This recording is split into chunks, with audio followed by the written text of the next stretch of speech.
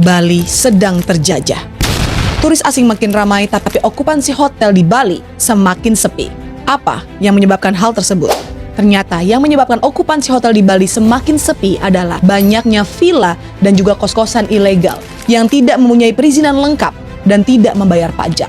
Bahkan banyak warga asing yang menghalalkan segala cara untuk membangun rumah di Bali, seperti menikahi warga lokal ataupun memakai nama warga lokal.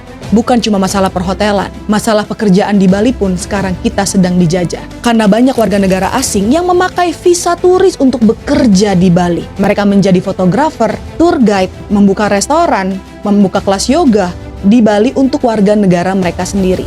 Warga negara asing tentu lebih nyaman jika dilayani oleh teman senegaranya sendiri.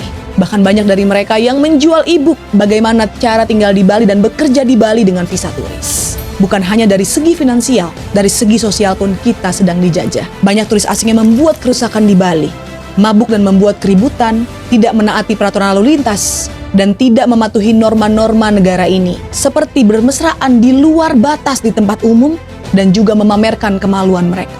Mereka tidak menghargai warga lokal dan menganggap diri mereka superior.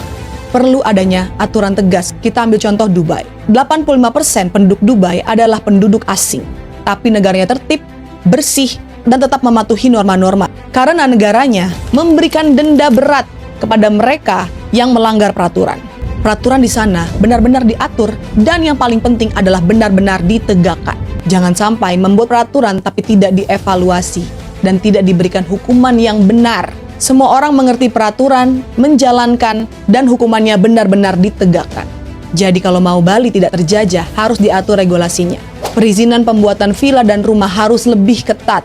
Tidak boleh membangun rumah di area hijau, dan jika ingin disewakan, harus membayar pajak dan memenuhi peraturan-peraturan yang berlaku di negara ini.